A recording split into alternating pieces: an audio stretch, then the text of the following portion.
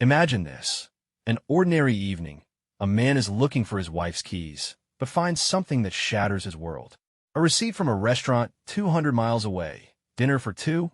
Wine, romantic dessert. She said she was at work. He wasn't looking for a lie, but the truth found him.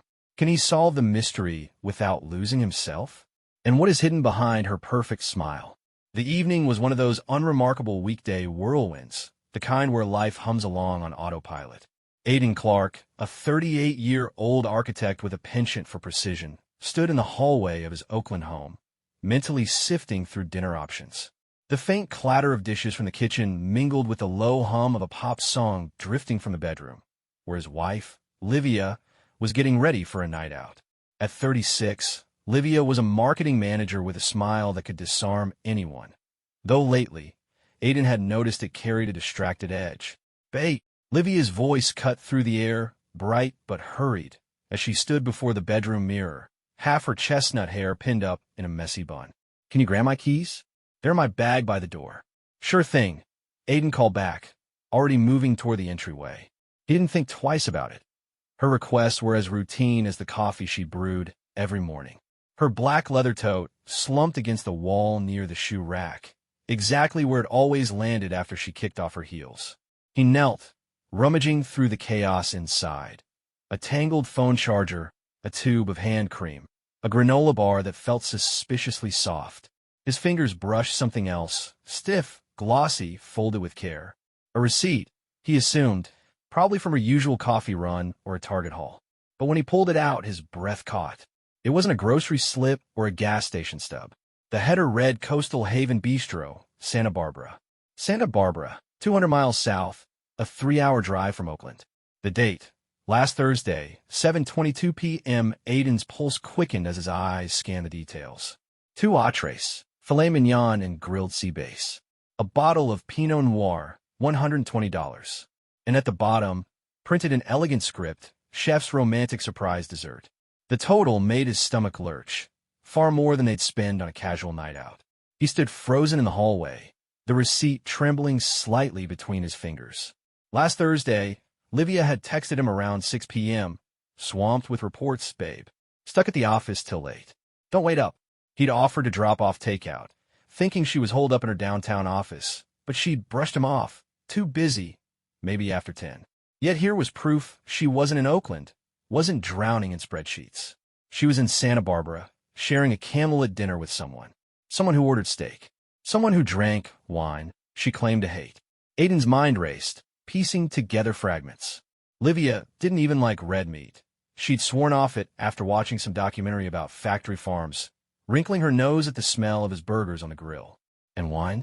It's just grape juice gone wrong, she'd say, laughing, opting for sparkling water instead.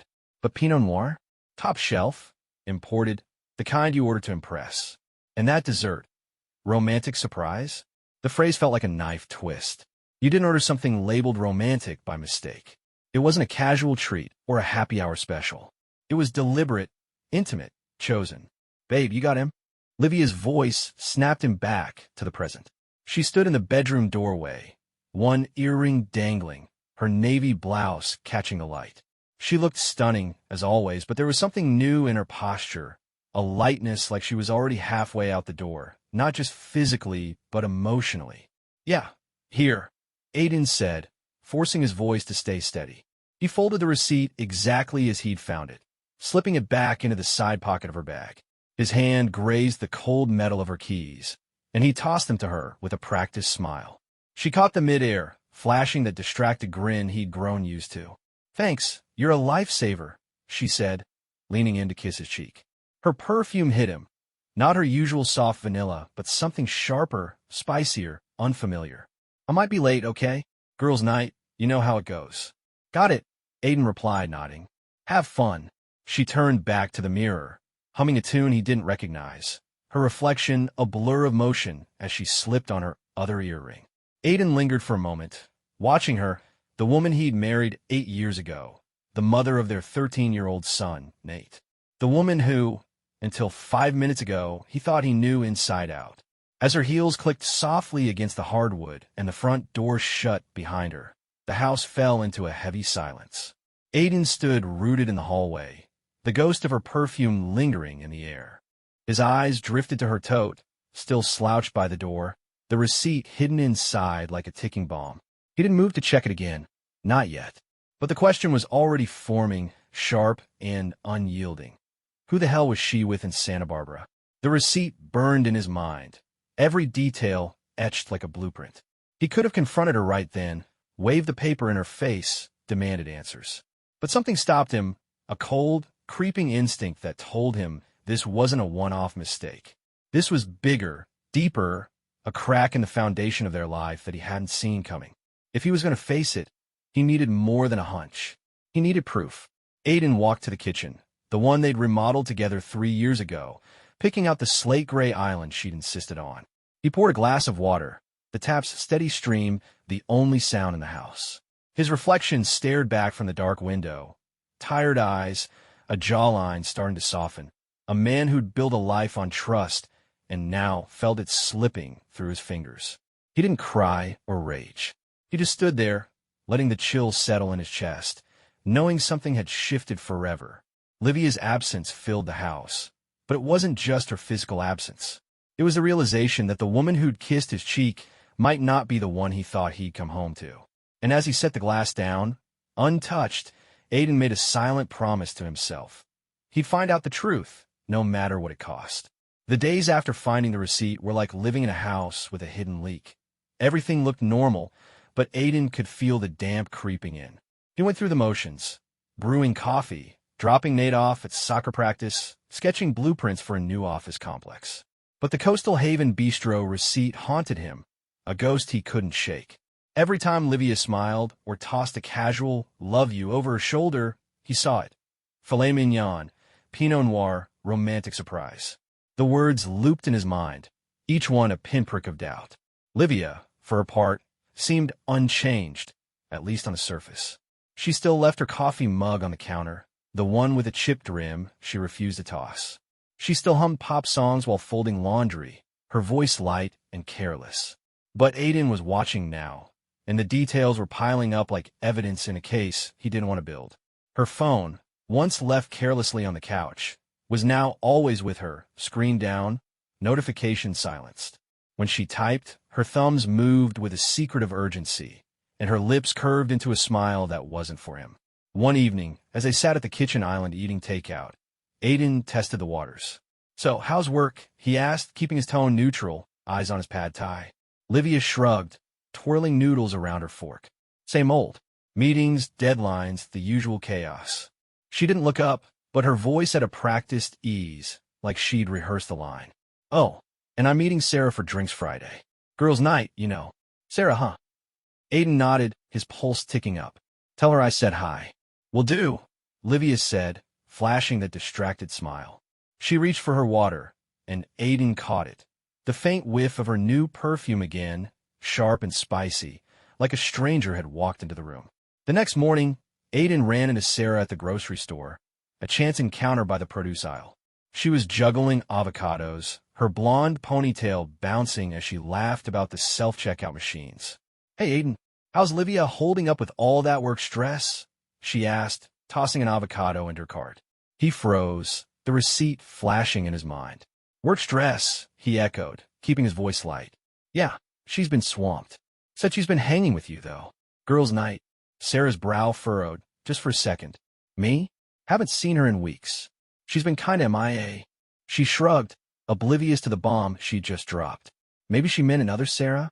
"Yeah, maybe," Aiden said, forcing a grin. His heart thudded as he grabbed a bag of apples and made small talk, but inside, the chill from the receipt spread deeper. Livia hadn't been with Sarah. Another lie, stacked on top of the Santa Barbara dinner. Who was she meeting, and why was she covering her tracks? That night, as Livia showered, another new habit, rinsing off the second she got home, Aiden stared at her phone on the counter. It was face down, as always, the screen dark. His fingers itched to flip it over, to check her texts, her calls, anything. But he stopped himself. If he crossed that line, he'd be the one sneaking, the one breaking trust. Instead, he needed answers that couldn't be twisted or denied. He called Nick, an old college buddy who'd traded his finance degree for a gig at a private security firm. Nick was discreet, the kind of guy who could blend into a crowd and come back with answers. Over a crackling phone line, Aiden laid it out. The receipt, the lies, the perfume. "I need to know what's going on," he said, his voice low, the words tasting bitter. No confrontation, just confirmation. Nick didn't flinch. "Got it. Send me your car details, work schedule, any plans she's mentioned. I'll keep it clean." He paused, then added, "You sure you want this, man? Truth can be a beast." "I'm sure." Aiden lied, though his gut churned. He sent Nick the info. Livia's silver Audi, her usual routes, her next work event in Sacramento. Then he waited, the house feeling smaller with every passing hour. The signs kept coming, each one sharper than the last. Livia's mood was lighter, almost giddy, like she was carrying a secret that made her glow. She'd hum while cooking, a habit from their early dating days, but now it felt like a performance. Once, as she chopped onions, Aiden caught her smiling at her phone, a soft, private smile that vanished when she saw him watching. "Just a meme from Sarah," she said, too quickly, tucking the phone away. Then there was the laundry. Sorting clothes one night, Aiden found a silky black blouse he didn't recognize, the tag still crisp from some boutique. "New shirt?" he asked, holding it up, his tone teasing but his eyes sharp. Livia glanced over, barely pausing as she stirred pasta. "Oh, that? Yeah, just trying something new. You like it?" She smiled, but it didn't reach her eyes, and she changed the subject before he could press. The worst was her absence, even when she was home. She'd sit across from him, scrolling through her phone, her laughter reserved for whatever was on the screen. Nate noticed it too, though he didn't say it. "Mom's been weird," he muttered one morning, shoving cereal in his mouth. "She forgot my game last week." Aiden ruffled his son's hair, promising to make it up, but the weight of it settled heavier. Livia wasn't just drifting from him, she was drifting from their family. By Wednesday, Aiden's patience was fraying. Livia announced another work thing in Sacramento, a networking mixer with cocktails and small talk. "Might stay the night," she said, adjusting her earrings in the mirror. "It's a long drive back." "Makes sense," Aiden said, his voice calm, but his mind racing. Sacramento was 2 hours away, not 3. Not Santa Barbara. He watched her pack an overnight bag, the same one from their anniversary trip to Napa, the one he'd picked out because she loved its leather trim. She moved with purpose, like she'd done this before. "Cool with that?" she asked, her tone light but testing, her eyes flicking to his. "Of course," he said, managing a smile. But as she kissed him goodbye, her lips barely grazing his cheek, he knew he was losing her. Or maybe he'd already lost her, and this was just the aftermath. When her car pulled out of the driveway at 5:12 p.m., Aiden texted Nick, "She's headed to Sacramento." Or so she says. Nick replied within minutes, on it. "Stay cool." Aiden sat on the couch, the TV off, the house too quiet without Nate, who was at a friend's. The receipt sat in his wallet now, folded tightly, a reminder of why he couldn't trust her words. Every creak of the house felt like a warning, every tick of the clock a countdown. He didn't know what Nick would find, but he knew it would change everything. The question wasn't just who Livia was with. It was who she'd become, and whether the woman he loved still existed at all. The weight was suffocating. Aiden sat on the couch in their Oakland home, the silence of the house pressing against him like a physical weight. Livia had left for her networking mixer in Sacramento, her silver Audi disappearing down the street at precisely 5:12 p.m. Her overnight bag, the one Aiden had gifted her for their Napa anniversary, swung casually over her shoulder as she'd kissed him goodbye, her lips brushing his cheek with a cool detachment. "Don't wait up," she'd said, her voice light, almost playful. But Aiden's smile had been a mask, hiding the storm brewing inside. He knew she wasn't headed to Sacramento, and Nick, his old friend turned private investigator, was already on her trail. Aiden's phone sat on the coffee table, screen dark, a silent sentinel. He didn't touch it, didn't scroll through news or check emails. He just stared at the blank TV, counting the seconds, each one stretching into eternity. The receipt from Coastal Haven Bistro, now tucked in his wallet, burned in his mind. Filet mignon, Pinot Noir, romantic surprise. Livia's lies, her late nights, her girls' nights with Sarah, who hadn't seen her in weeks, had built a wall between them. Tonight, Aiden would see what was on the other side. At 7:45 p.m., his phone buzzed, the vibration jarring in the quiet. A text from Nick. Got something? Sending now. Aiden's heart lurched, his fingers fumbling as he unlocked the screen. The first image loaded slowly, pixel by pixel, until there she was, Livia, stepping out of her Audi in a dimly lit parking lot. Not in Sacramento, but in Santa Barbara, outside a boutique hotel called Ocean Crest.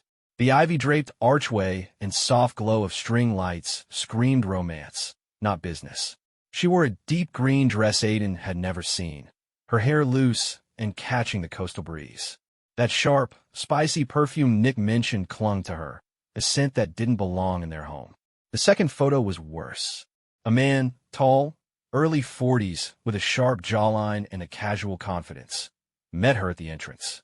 He wore a navy sweater, the kind that looked effortlessly expensive. No hesitation, no glances over their shoulders. He smiled. She smiled back. He took her overnight bag, his hand brushing hers, and they walked toward the hotel doors like a couple who'd done this a dozen times. The final image was a gut punch. Livia's hand resting lightly on his back as they stepped into the lobby, her posture relaxed, almost possessive. Nick's follow-up text was clinical, caught her scent as she passed. She looked comfortable, like this is routine. Aiden stared at the photos until his vision blurred, the phone heavy in his hand. He'd braced for this, told himself he was ready, but the reality was a blade, clean, sharp, final. Livia wasn't just lying. She was living a second life, one where she glowed for someone else, where she wore dresses he didn't know and smiled in ways she hadn't for him in years. The man wasn't a fling. Their ease suggested history, intention. A routine, Nick had said. The word echoed, each syllable a hammer. He didn't cry. He didn't throw the phone or punch the wall. Instead, a cold clarity settled over him, like the moment before a building's foundation is laid. Every measurement exact, every move deliberate. Confronting her now would be messy, emotional, a chance for her to spin more lies or cry her way out. Aiden didn't want tears or excuses. He wanted control. He wanted to walk away on his terms. He moved through the house with purpose, gathering essentials. His laptop, a few shirts, the external drive with Nate's baby photos and their family videos, memories he couldn't leave behind. In the study, he logged into their joint accounts, his fingers steady as he transferred half their savings to a separate account in his name. It was legal. The account was his, opened before they married, but it felt like drawing a line in the sand. He wasn't stealing. He was protecting what was his. For Nate, for himself, for the life he'd rebuild. By 2 a.m., his duffel was packed, sitting by the door like a soldier at attention. Aiden walked to the bedroom, the one they'd painted together, arguing over shades of blue. Livia's side of the bed was untouched, her pillow still fluffed. He slipped off his wedding band, the gold catching the moonlight, and placed it on the dresser. No note, no text, no dramatic gesture.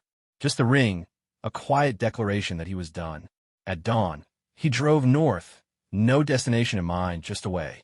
The Oakland skyline faded in his rear view, the city lights blurring into a memory. He ended up at a rental cabin in the Sierra foothills, a simple place with creaky floors and spotty cell service. The solitude was a balm, the pine-scented air a reminder that he could breathe without her. He powered off his phone, letting the world fall away. Livia would come home to an empty house. She'd call, text, maybe cry to their friends, but Aiden wouldn't be there to catch her. He imagined her standing in the kitchen, staring at his ring, the silence louder than any argument. She'd know he'd seen through her, that her second life had cost her the first. And that was enough for now. Back in Oakland, Livia's world was already cracking. She returned Sunday morning, expecting Aiden's usual coffee run or Nate's chatter over cereal. Instead, the house was still, the air heavy with absence.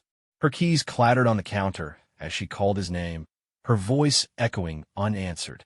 She found the ring on the dresser, its glint a silent accusation. Her phone buzzed with unanswered text to Aiden. Where are you? Babe, talk to me. This isn't funny. By evening, panic set in. She called his sister, Jenna, her voice trembling. He's gone, Jen. Just gone. Jenna, loyal but sharp, didn't sugarcoat it. What did you do, Liv? The question hung, unanswered. Livia's calls to Aiden's work, his boss, his friends, all dead ends. She didn't know about Nick, about the photos, but she felt the weight of her own secrets. The man from Santa Barbara texted once, a vague "you okay?" then went silent. Even he sensed the collapse. Aiden, in his cabin, sat on the porch with a beer, the stars sharp above. He didn't check his phone, didn't need to. The truth was his now, a map to a new beginning.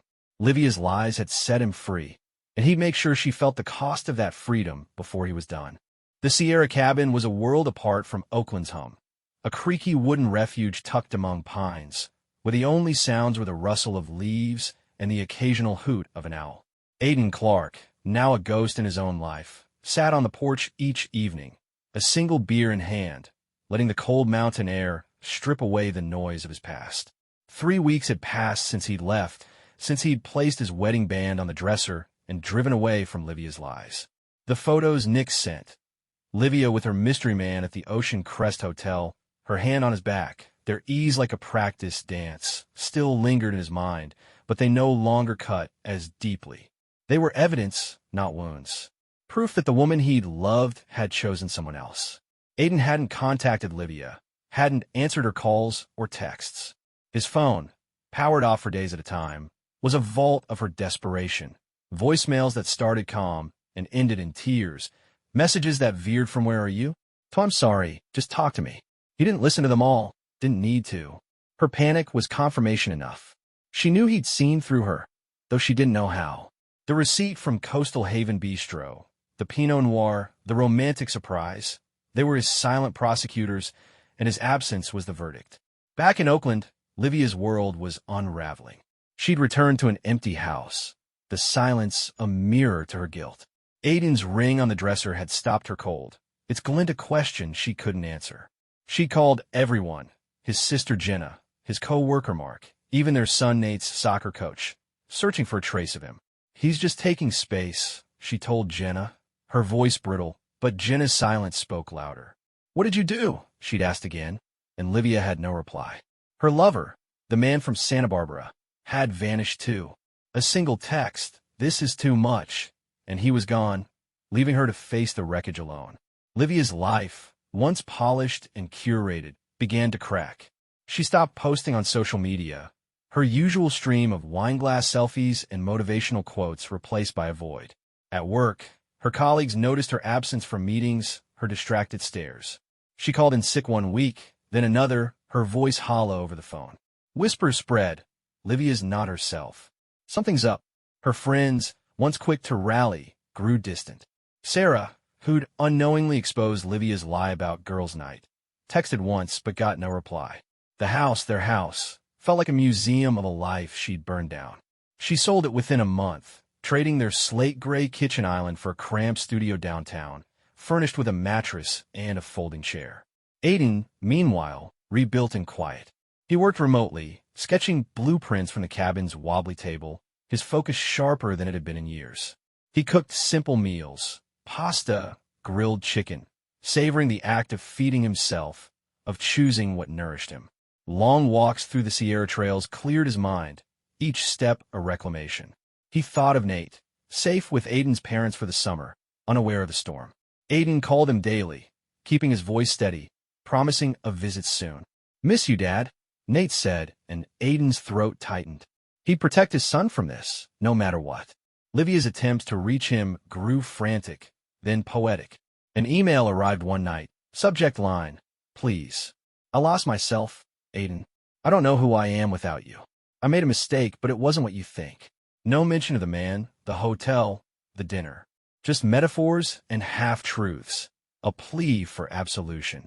Aiden read it once, then deleted it. Her words were smoke, and he was done breathing them in. His silence was his power, a refusal to play her game. Let her wonder, let her drown in the echo of her own choices. Nick checked in once, his voice low over a crackling line. "She's spiraling, man. Sold the house, gave away your dog. The guy? He's gone. Checked out of the hotel solo, hasn't been back." Aiden nodded, though Nick couldn't see. The man didn't matter anymore. He was a prop in Livia's fantasy, discarded when reality crashed through. "You good?" Nick asked. "Yeah," Aiden said, and for the first time he meant it. He wasn't whole, not yet, but he was free. Livia's collapse wasn't dramatic, not the kind you'd see in movies. It was slow, relentless, like a tire losing air until the car veers off course. She showed up at Jenna's one night, eyes red, clutching a bottle of wine she didn't drink. "He's gone, Jen." "I don't know why," she sobbed, but Jenna, who'd heard enough from Aiden to guess the truth, offered only a stiff hug. "You need to figure this out, Liv," she said, closing the door. Livia called Aiden's boss next, claiming an emergency, but he'd been briefed. "Don't engage." She was a voice crying into a void, and the void didn't answer. In the cabin, Aiden found peace in the small things. The crunch of gravel under his boots, the way dawn painted the mountains gold. He started therapy, virtual sessions with a woman who listened more than she spoke. "You're grieving," she said, "but you're also growing." He didn't tell her about the photos, the receipt, the ring. He didn't need to. The act of leaving had been his first step toward healing. His refusal to beg or rage a quiet rebellion. Livia had chosen her path. He was choosing his. One night, as snow dusted the Sierra peaks, Aiden turned on his phone. The notifications flooded in. Missed calls, texts, voicemails. Livia's latest message was a single line. "I'm sorry for everything." He stared at it, the words hollow against the truth he knew. He didn't reply. Instead, he scrolled to a photo of Nate, grinning at a soccer game, and smiled. This was his anchor now, his reason to keep going. Livia's life continued to erode.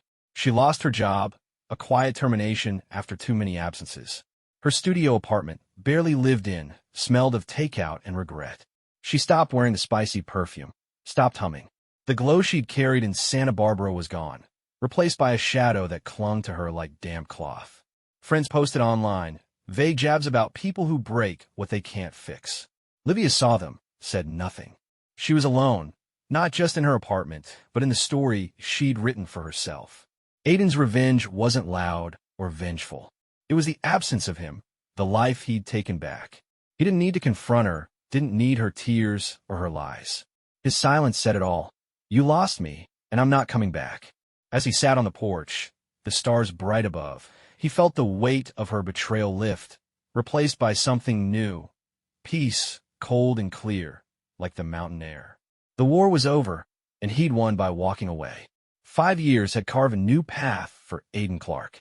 The Sierra cabin, once a temporary escape, was a distant memory, replaced by a modest home in a quiet Sacramento suburb. The house was small but warm, with a backyard where his son, Nate, now 18, practiced penalty kicks against a weathered goalpost. Aiden, at 43, had rebuilt his life with the precision of the architect he was. Each choice deliberate, each step forward a brick in a foundation no one could shake.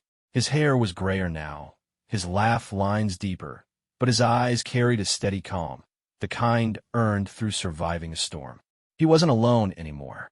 Emily, his wife of 2 years, sat beside him at Nate's high school graduation, her hand resting lightly in his.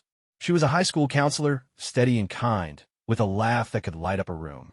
She'd never tried to replace Livia as Nate's mom, instead becoming his confidant, his cheerleader, the one who helped him navigate college applications while Aiden worked late.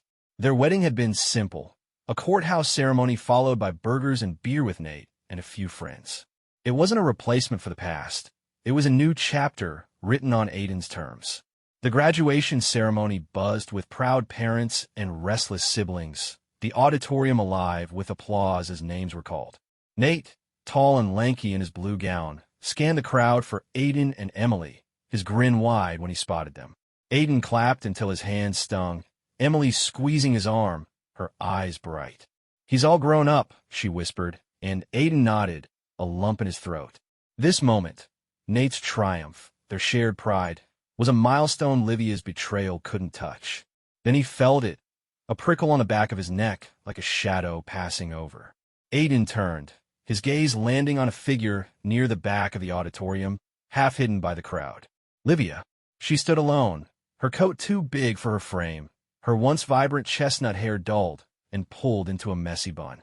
At 41, she looked older, smaller, as if life had siphoned something vital from her. Her hands clutched the program, knuckles white, her eyes fixed on the stage, or maybe on him. When their gazes met, her face flickered, shock, then regret, then a sadness so raw it almost made Aiden look away. Almost. He held her stare for 3 seconds, no more. There was no anger in him, no need to gloat. Livia was a stranger now, a relic of a life he'd left behind. He turned back to Emily, leaning in to murmur, "This principal's speech is dragging, huh?" She laughed, the sound grounding him, and they stood to cheer as Nate crossed the stage, diploma in hand. Livia stayed in the background, a silent spectator in a story that no longer included her. The years since Aiden's departure had been unkind to Livia. Her spiral, slow at first, had gained momentum. After Aiden vanished, she'd clung to denial, telling friends he was just stressed or needed space. But the truth was a weight she couldn't outrun. The man from Santa Barbara had ghosted her within days, his text stopping as abruptly as their fantasy had begun. Her job followed, lost to missed deadlines and a reputation for unreliability.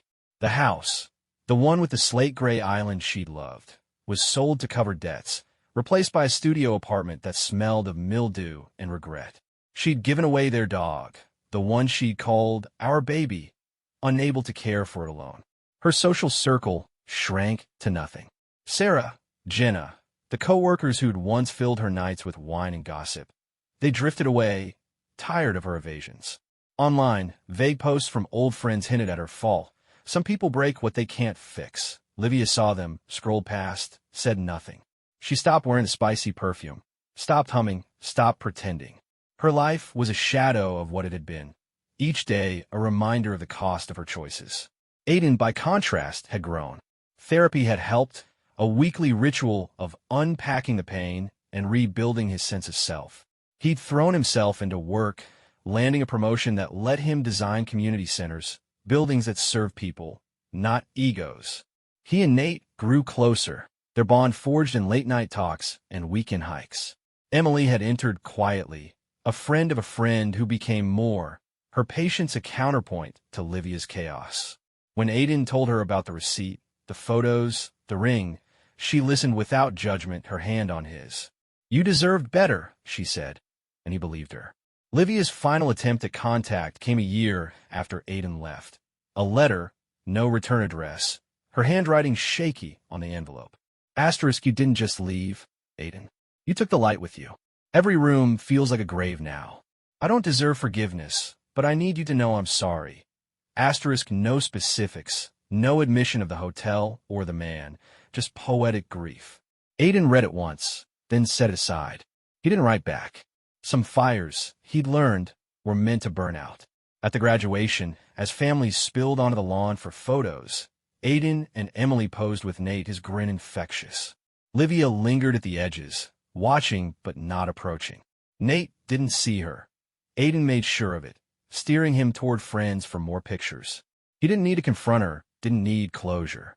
Her presence was enough, a living testament to the consequences of her betrayal. The moral was clear, etched in the contrast between them. Livia's lies had cost her everything, her family, her stability, her light. Aiden's choice, to walk away, to rebuild without vengeance, had saved him. He hadn't broken her. She'd broken herself, and the truth had done the rest. As he drove home with Emily and Nate, the radio playing softly, Aiden felt the past settle into its place, a chapter closed. Livia would carry her regrets, but he carried peace.